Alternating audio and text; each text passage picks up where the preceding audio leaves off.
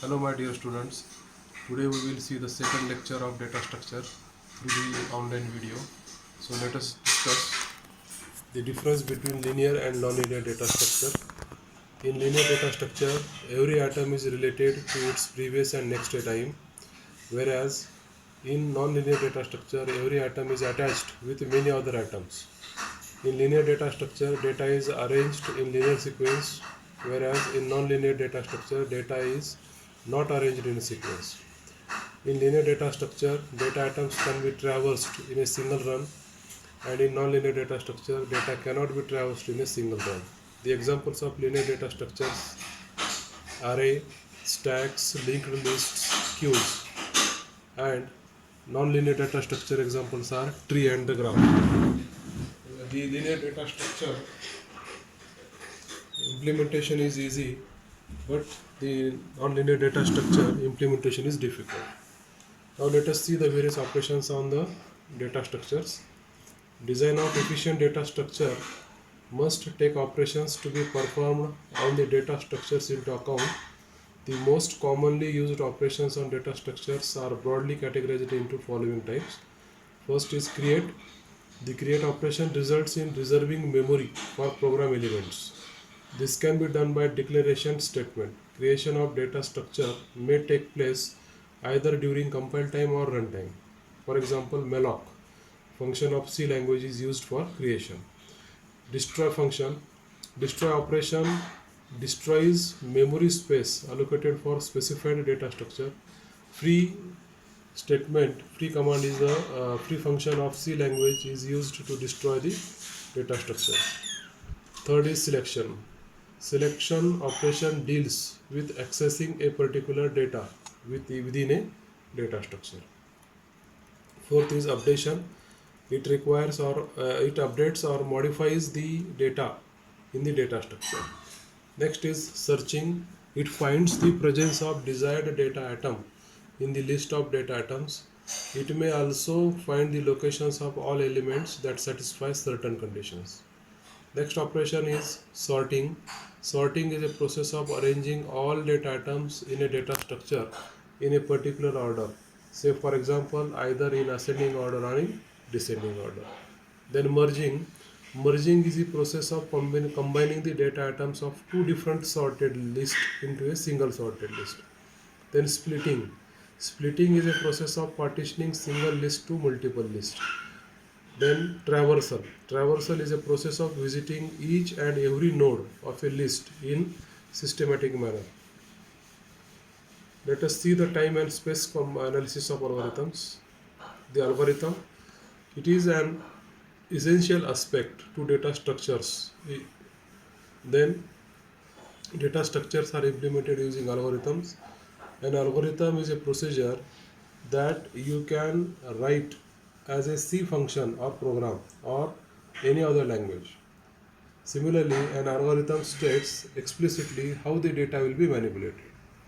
The meaning of algorithm efficiency: some algorithms are more efficient than others. We would prefer to those an efficient algorithm, so it would be nice to have metrics for comparing algorithm efficiency. The complexity of an algorithm is a function describing the efficiency of the algorithm in terms of amount of data the algorithm must process. Usually there are natural units for the domain and range of this function. There are two main complexity measures of the efficiency of an algorithm. First one is time complexity, means it is a function describing the amount of time an algorithm takes in terms of amount of input to the algorithm. Time can mean the number of memory access performed, the number of comparisons between integers, the number of times some inner loop is executed, or some other natural unit related to the amount of real time the algorithm will take. Second factor is space complexity. Space complexity is a function describing the amount of memory, that is space, an algorithm takes in terms of the amount of input to the algorithm. We often speak of extra memory needed, not counting the memory needed to store the input itself.